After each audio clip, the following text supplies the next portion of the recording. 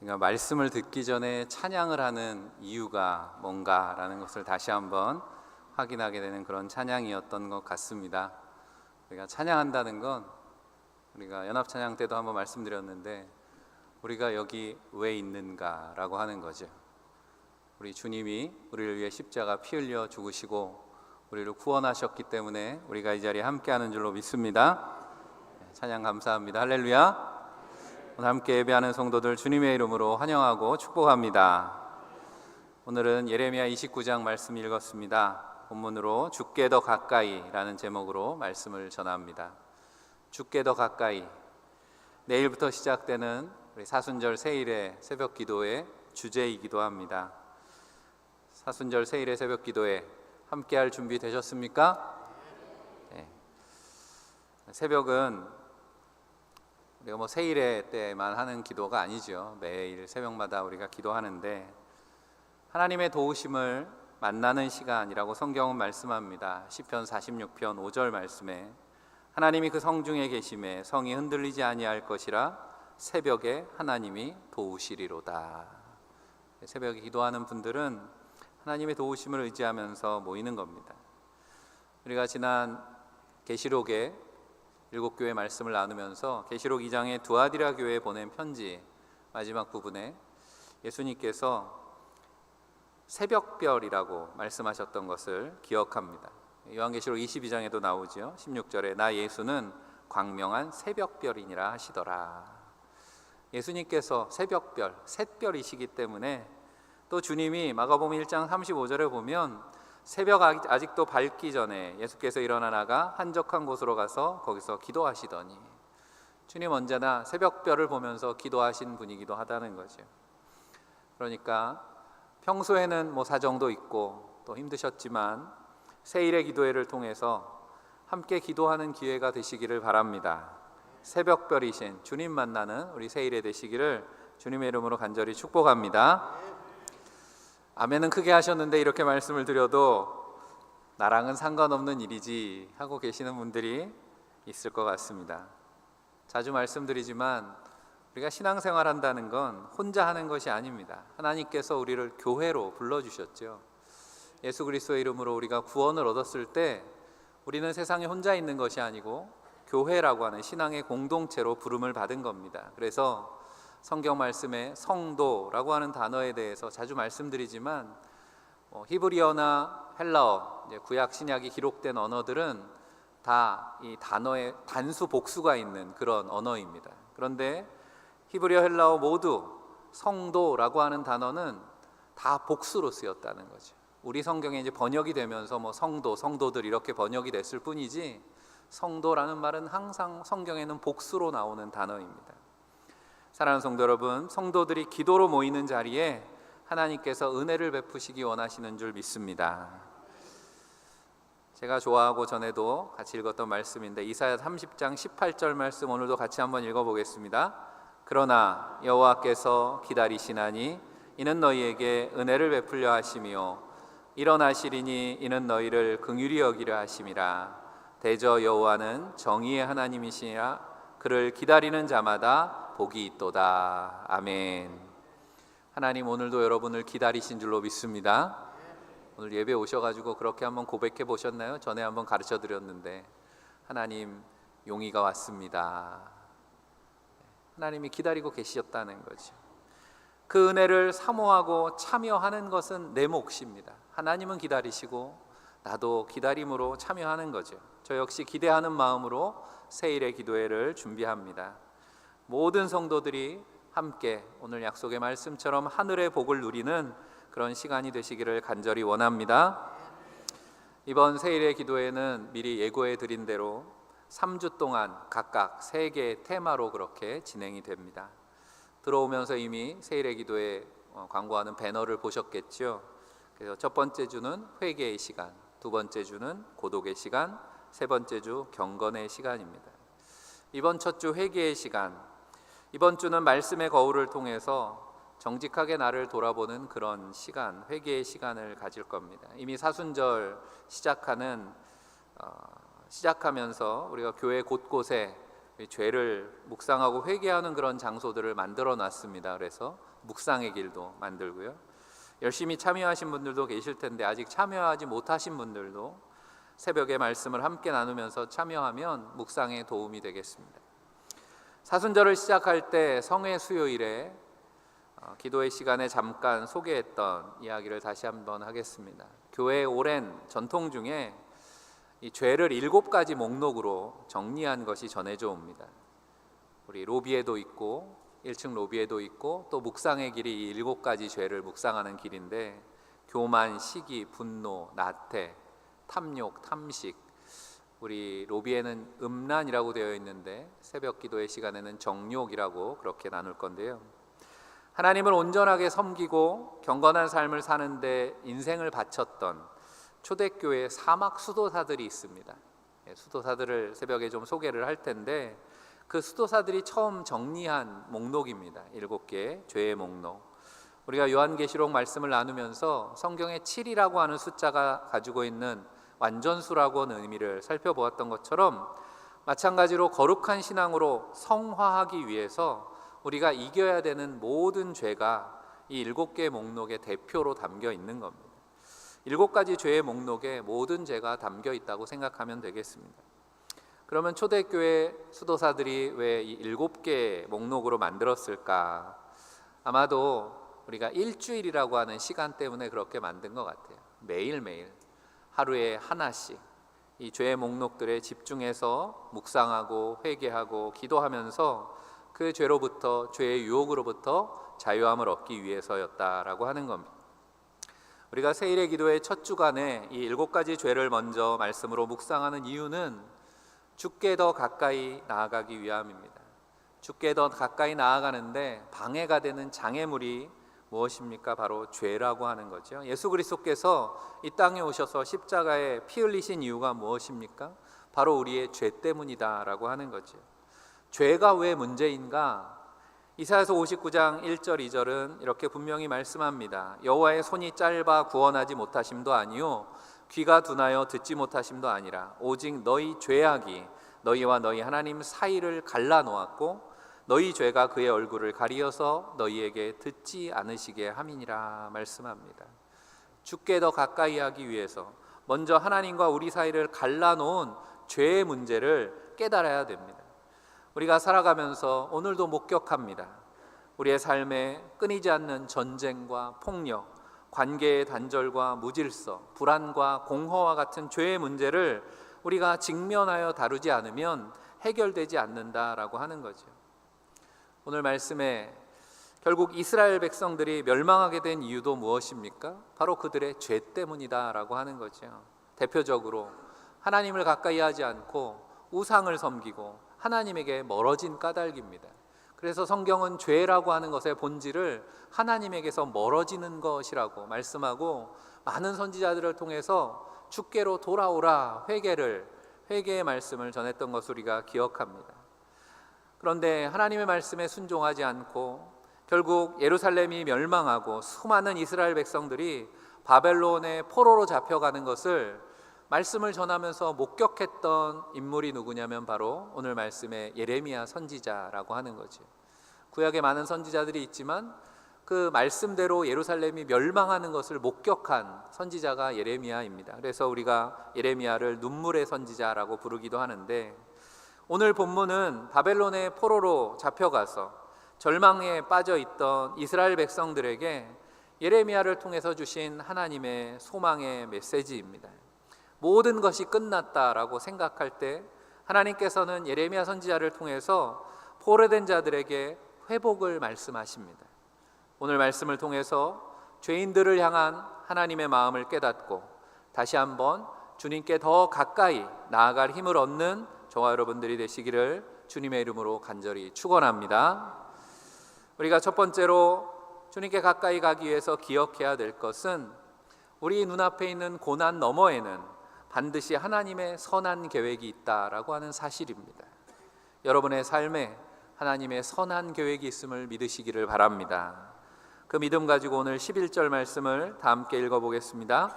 여호와의 말씀이니라 너희를 향한 나의 생각을 내가 아나니 평안이요 재앙이 아니니라. 너희에게 미래와 희망을 주는 것이니라. 아멘. 이스라엘이 70년 동안 바벨론의 포로 생활을 하게 됩니다. 우리 민족은 일제 36년 일제 강점기를 겪어서 이스라엘 백성들의 그 포로기가 어쩌면 조금 더 가깝게 다가올지 모르겠습니다.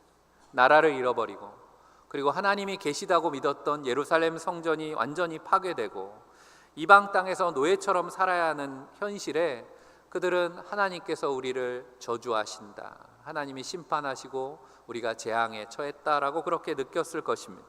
하지만 하나님은 선지자를 통해서 단호하게 말씀하십니다. 나의 생각은 재앙이 아니다 라고 말씀하시죠. 여기서 생각이라고 하는 단어는 그저 우리가 하는 그런 아이디어 정도를 이야기하는 것이 아니라 아주 치밀하게 계획된 설계를 말씀하는 겁니다. 그래서 시편에 다윗이 노래했던 것처럼 하나님의 생각이 참 많다라는 겁니다. 하나님의 생각이 많다라고 하는 건 하나님이 아주 치밀하게 계획하신다라고 하는 겁니다. 우리가 건축가가 집을 지을 때, 여러분 건축 설계도를 혹시 보신 분이 있는지 모르겠습니다. 설계도를 보면 어떻습니까?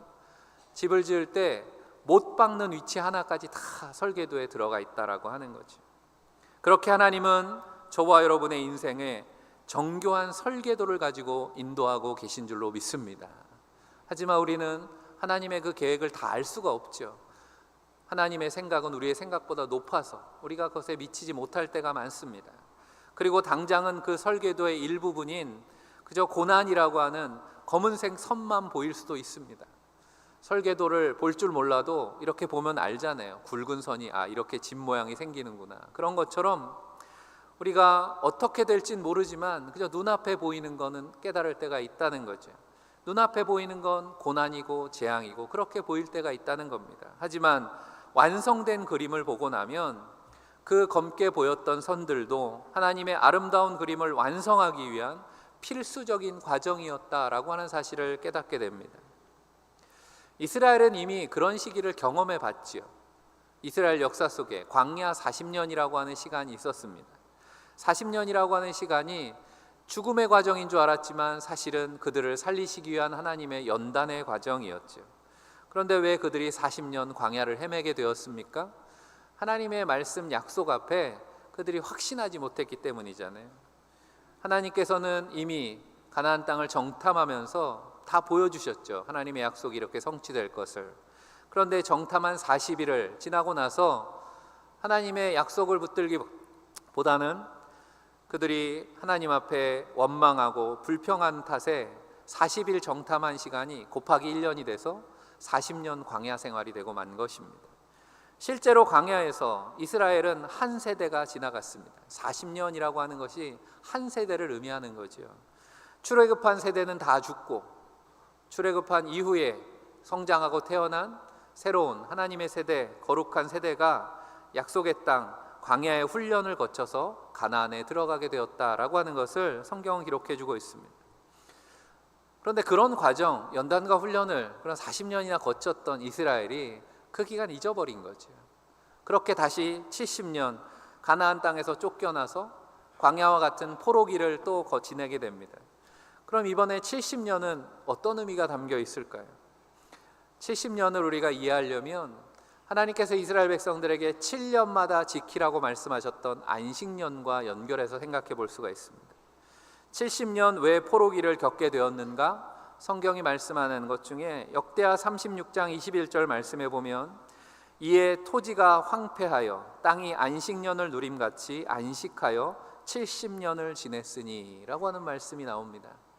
70년의 이유는 하나님께서 가나안 땅을 안식하게 하시기 위해서 70년 이스라엘을 쫓아냈다라는 말씀입니다. 이 무슨 말이냐면 이스라엘 왕국을 우리가 생각해 보면 사울 왕 때부터 이제 왕국이 시작이 된 거죠. 그래서 바벨론에 의해서 멸망할 때까지 예루살렘이 무너지고 포로로 잡혀갈 때까지 이스라엘의 왕국의 역사를 그렇게 계산해 보면 490년 정도가 됩니다. 490년, 그동안 7년마다 안식일을 지키라고 말씀하셨는데 이스라엘은 하나님 명령대로 제대로 안식일을 지키지 않았던 것 같습니다. 말씀에 의하면 7년마다 지켜야 될 안식년을 490년 동안 제대로 안 지켰어요. 그럼 몇 번을 안 지킨 겁니까? 빨리 계산이 안 되는 분들도 있죠. 490을 7로 나누면 70이 나오는 거잖아요. 성경에는 그런 숫자로 뭔가 의미를 전하는 것들이 있습니다. 70번의 안식년을 제대로 안 지켰다라고 하는 거예요.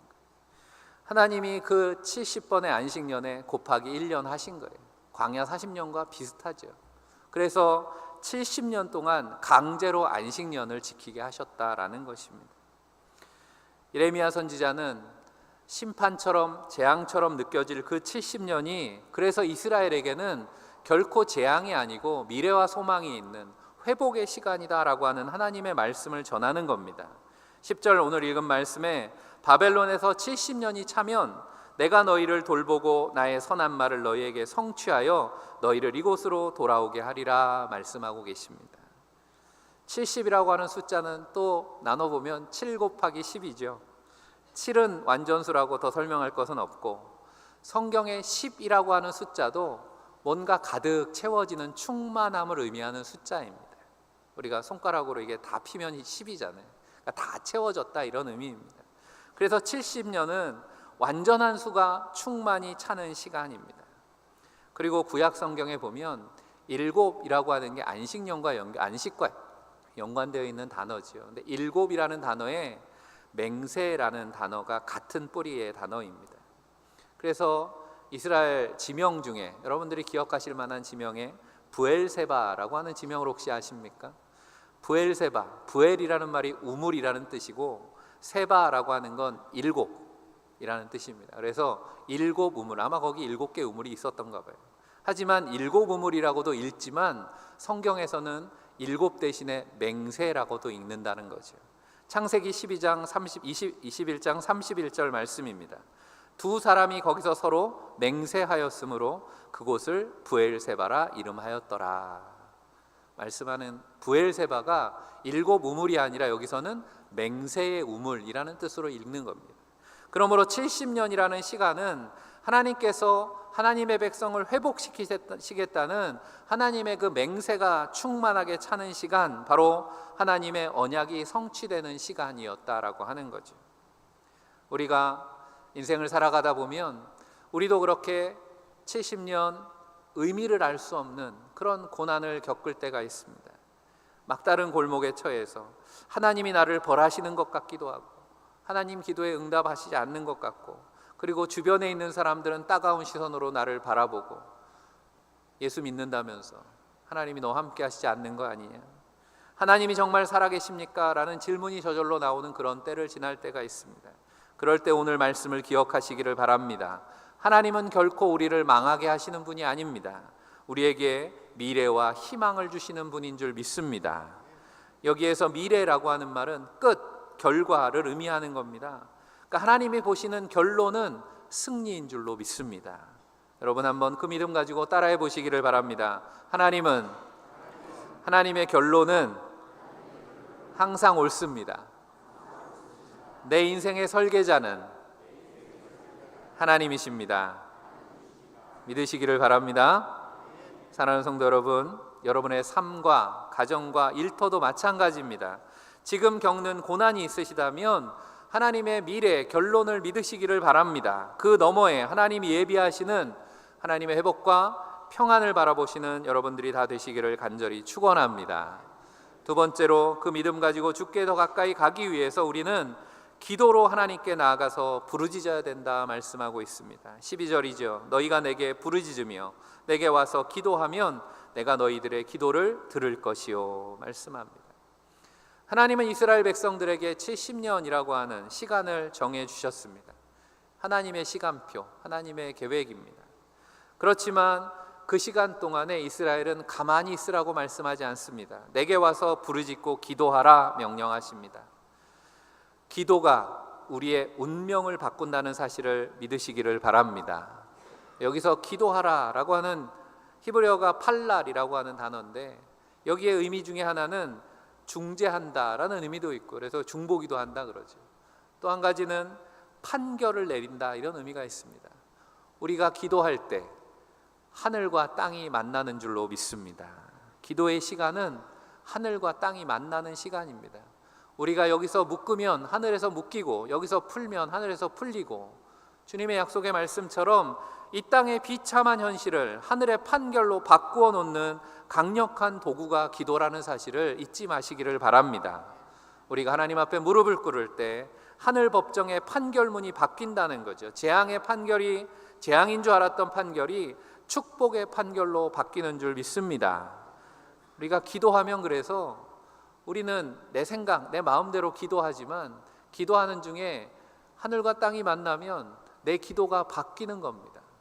우리의 기도가 바뀌고 우리의 운명이 바뀐다라고 하는 거죠. 세일에 기도하면 떠오르는 성경의 인물 중에 한 사람이 다니엘 아닙니까? 70년 만에 포로에서 회복될 것이다. 바로 이 예레미야의 메시지를 다니엘이 깨닫게 됩니다. 그 깨닫고 기도를 시작합니다. 다니엘 10장 2절 말씀이죠. 그때 나 다니엘이 세일의 동안을 슬퍼하며 기도했다. 이어지는 말씀에 보면 그냥 슬퍼하며 기도한 게 아니라 금식하며 기도합니다. 민족을 위해서 세일의 동안 음식을 절제하며 기도했다는 말씀이 나옵니다. 그리고 나서 세일해가 지났을 때 하나님께서 천사를 보내시죠.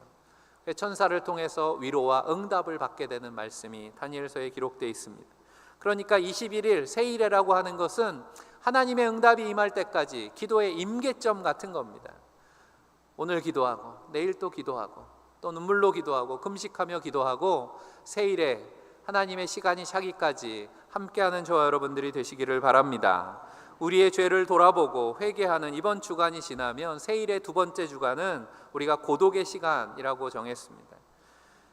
주님의 주기도문을 깊이 묵상하는 그런 시간을 갖게 될 겁니다. 고독의 시간이라고 한 이유는 기도하는 시간 우리는 하나님 앞에 철저하게 혼자가 되기 때문입니다.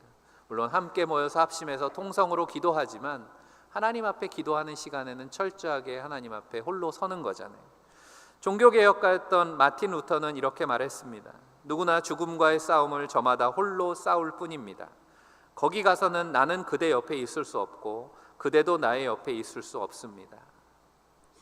부패한 중세 교회 개혁을 하기 위해서 목숨 걸고 신앙의 싸움을 했던 그런 루터의 싸움의 외로움이 드러나는 고백이기도 한데, 우리는 이 고백을 통해서 우리가 기도하는 시간, 하나님 앞에 서는 고독의 시간, 그 고독의 시간을 먼저 걸어가셨던 주님의 십자가를 한 번 더 생각해 보게 됩니다. 주님의 십자가의 길은 철저하게 고독한 길이었습니다. 예수님은 하나님 앞에서 홀로 묵묵히 그 길을 가셨습니다. 우리가 그리스도의 부르심을 따른다라고 하는 건 예수님처럼 우리도 고독의 자리로 나가는 것입니다. 그래서 세일의 두 번째 주간은 첫 주간 회개하며 우리의 비운 마음을 주님이 가르쳐 주신 기도로 채우는 시간입니다. 우리는 침묵과 고독의 자리에서 비로소 은밀한 중에 함께 하시는 하나님과 친밀한 사귐을 나누게 될 줄로 믿습니다. 예레미야 33장 3절 말씀이죠. 너는 내게 부르짖으라 내가 내게 응답하겠고 내가 알지 못하는 크고 은밀한 일을 내게 보이리라 말씀하셨습니다. 우리가 부르짖을 때 하나님은 멀리 계신 분이 아니라 언제나 우리에게 귀를 기울이시고 우리 곁에 은밀하게 함께 하시는 줄로 믿습니다. 우리가 마음을 정하고 시간을 구별해서 주께 더 가까이 가고자 몸부림칠 때 하나님의 역사는 시작되는 줄 믿습니다. 사랑하는 성도 여러분, 기도를 영적인 호흡이라고 하잖아요. 우리가 숨을 쉬지 않으면 살 수 없듯이 우리의 기도가 멈추면 우리의 영혼도 말라버립니다. 다니엘처럼 이번 세일의 기도의 줄을 다시 잡는 시간이 되시기를 바랍니다. 기도할 일이 얼마나 많습니까? 우리가 기도를 하지 않을 뿐이죠. 나라를 위해서, 교회를 위해서, 또 가정과 자녀들을 위해서, 여러분의 사업장 일터를 위해서, 무엇보다 여러분의 영적인 회복을 위해서 부르짖으시기를 바랍니다. 그 자리에 하나님이 함께 하시고 말씀대로 들어주실 줄로 믿습니다. 하나님이 반드시 응답하실 줄 믿습니다. 마지막 세 번째로 우리가 주님을 만나는 비결은 전심으로 그분을 찾는 데 있습니다. 오늘 13절은 이번 주간 외울 말씀이기도 하고 또 세일의 기도의 요절이기도 합니다. 금방 외울 수 있죠? 같이 외워보겠습니다. 너희가 온 마음으로 나를 구하면 나를 찾을 것이요 나를 만나리라. 아멘. 한 번 더 읽어볼까요? 너희가 온 마음으로 나를 구하면 나를 찾을 것이요 나를 만나리라. 아멘. 하나님께서는 나를 찾으라 말씀하면서 한 가지 조건을 붙이셨습니다. 바로 온 마음으로, 전심으로라고 하는 거죠. 히브리어로 마음, 레바브라고 하는 단어에는 그냥 마음이 아니라 지성, 의지, 감정 다 포함된 단어가 바로 이 마음입니다. 우리 전 인격을 담은 단어가 마음인데, 적당히 한 발만 담그는 신앙이 아니라 나의 온 존재를 다 던져서 주님을 갈망하는 그런 신앙이 되라라고 하는 말씀입니다. 우리가 하나님을 자판기처럼 대할 때가 있다고 이야기합니다. 그냥 내가 필요할 때만 하나님을 찾는 거죠. 문제가 생기면 간절하다가 조금 살만해지면 다시 세상으로 돌아가 버리는 그런 우리의 모습이 아니냐라고 하는 거죠. 하지만 하나님이 원하시는 것은 우리의 문제가 해결되는 것이 아니라 하나님은 우리를 원하신다라고 하는 겁니다. 하나님은 바로 저와 여러분을 원하십니다. 하나님 우리와 인격적인 만남, 교제를 갖기를 원하십니다. 그러니까 주님께 더 가까이 간다라고 하는 건 무슨 말입니까? 나의 온 존재를 하나님 앞에 고정하는 것입니다. 나의 시선을 주님께 돌리는 것입니다. 그리고 주님 앞에 주님의 뜻을 구하며 살아가는 것입니다. 그런 신앙이 되시기를 바랍니다. 중국의 고사성어 중에, 사자성어 중에 절차탕마라는 말 들어보셨을지 모르겠습니다. 읽기도 어렵고 쓰기도 어려운 단어인데, 그런데 절차탕마가 뭡니까? 자르고 갈고 다듬고 광을 낸다라고 하는 겁니다. 이게 돌을 다듬어서 보석을 만드는 그런 과정 같은 겁니다. 절차탕마. 우리의 신앙도 마찬가지입니다. 하나님께서 우리를 그렇게 다듬어 가십니다. 때로는 고난이라는 칼로 우리를 자르기도 하시고, 우리가 기도하는 자리에 우리를 다듬어 주시고, 하나님의 은혜로 우리를 닦아 주시고, 그래서 우리는 정금 같은 믿음의 소유자가 되는 것입니다. 이번 사순절 세일의 기간이 여러분의 영성을 절차탕마하는 시간이 되시기를 간절히 바랍니다. 그렇다면 하나님을 찾으시되 하나님 손에 있는 어떤 해답, 하나님 손에 있는 복만 구하지 마시고, 물론 하나님 우리에게 넘치는 복을 예비해 주십니다. 하나님 기다리신다 그랬죠. 우리에게 복 주시기 위해서. 하지만 하나님이 기뻐하시는 것은 우리가 하나님의 얼굴을 구하는 것입니다. 하나님과 얼굴을 마주보는 겁니다. 주님의 얼굴을 구할 때 오늘 마지막 14절의 약속처럼 포로된 상태에서 돌아오는 역사가 일어납니다. 이것은 여호와의 말씀이니라. 나는 너희들을 만날 것이며 너희를 포로된 중에 다시 돌아오게 하되 내가 쫓아보내었던 나라들과 모든 곳에서 모아 사로잡혀 떠났던 그곳으로 돌아오게 하리라. 여호와의 말씀이니라. 아멘. 죄로 포로되어 있는, 질병에 포로되어 있는, 우울함에 포로되어 있는, 중독의 포로가 되어 있는 그 자리에서 우리를 건져내셔서 하나님의 자녀라고 하는 영광스러운 자리로 회복시켜 주실 줄로 믿습니다. 아멘 하시는 성도들, 그 회복을 이미 경험하고 계신 것 같아서 기쁩니다. 우리 대전제일교회 모든 성도님들 한 분도 빠짐없이 이 회복의 주인공들이 다 되시기를 주님의 이름으로 간절히 축원합니다. 하나님께서는 예레미야를 통해서 절망에 빠진 백성들에게 너희를 향한 나의 생각은 재앙이 아니고 미래의 소망을 주는 것이다, 그렇게 선포하셨습니다. 그리고 그 약속대로 이스라엘은 70년의 안식을 거쳐서 마침내 고향으로 돌아왔습니다. 이스라엘이 포로에서 돌아올 때, 그때는 이제 바벨론은 망하고 페르시아 때 돌아온 거죠. 그런데 그 페르시아가 지금 어떤 나라입니까? 지금 이란 땅이 페르시아입니다. 전 세계의 관심이 집중되어서 이 전쟁이 어떻게 끝날 것인가, 그리고 우리에게 미칠 영향은 무엇인가, 그렇게 두렵고 전전긍긍하는, 지금 그 바다가 페르시아만이잖아요. 2500년 전에 하나님은 페르시아의 고레스 왕을 들어서 바벨론에서 포로되었던 이스라엘을 해방하셨습니다. 이방의 왕 고레스를 하나님은 내 목자라고까지 칭하셨습니다. 당시 페르시아는 이스라엘의 구원자이자 은인이었던 셈이죠. 그런데 오늘날 어떻습니까? 그 후예인 이란은 이스라엘과 철천지 원수가 되어서 무서운 적이 되어 있다라고 하는 겁니다. 이런 역사의 아이러니 앞에서 우리는 다시 한번 깨닫게 됩니다. 역사의 수레바퀴를 움직이시는 분은, 진짜 주인은 눈앞에 보이는 강대국들이 아니라 오직 영원하신 하나님 한 분뿐임을 믿으시기를 바랍니다. 그리고 하나님의 언약의 말씀은 그때나 지금이나 하나도 땅에 떨어지지 않고 반드시 이루어지는 줄 믿습니다. 사랑하는 성도 여러분, 오늘 우리에게 주신 주께 더 가까이라고 하는 주제는 그래서 단순한 세일회를 위한 구호가 아니라 우리의 생존이 달려있는 그런 고백이라고 하는 사실을 잊으시면 안 됩니다. 주님을 멀리하면 우리는 흔들리는 이런 세상의 풍파에 휩쓸려 떠내려갈 수밖에 없습니다.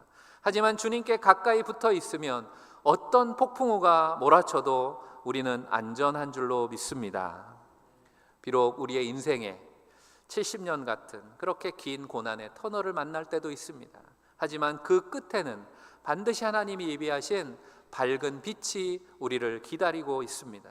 우리를 사랑하시고 끝까지 사랑하신 그 하나님을 신뢰하며 남은 사순절 기간 함께 깨어 부르짖어 기도하시기를 바랍니다.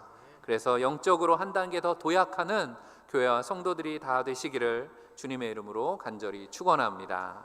기도하겠습니다.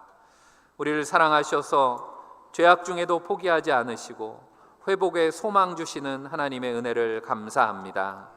사순절 주님이 허락하신 귀한 시간이 반 넘게 지났지만 주님의 부르심을 외면하고 지낸 저희를 용서하여 주옵소서. 다시 세일의 기도의 시간을 작정하며 하나님 앞에 모일 때마다 예비하신 은혜로 충만하게 하실 줄 믿습니다. 절망과 고난의 시기를 지나는 성도들이 주님 약속의 말씀을 듣고 새 힘을 얻는 자리가 되게 하여 주옵소서. 부르짖는 기도마다 응답하시고 평안을 얻게 하여 주옵소서. 전심으로 하나님을 찾고 만나는 복된 시간이 되게 하실 줄 믿습니다. 늘 우리 곁에 함께 하시는 우리 주 예수 그리스도 이름 받들어 간절히 기도하옵나이다. 아멘.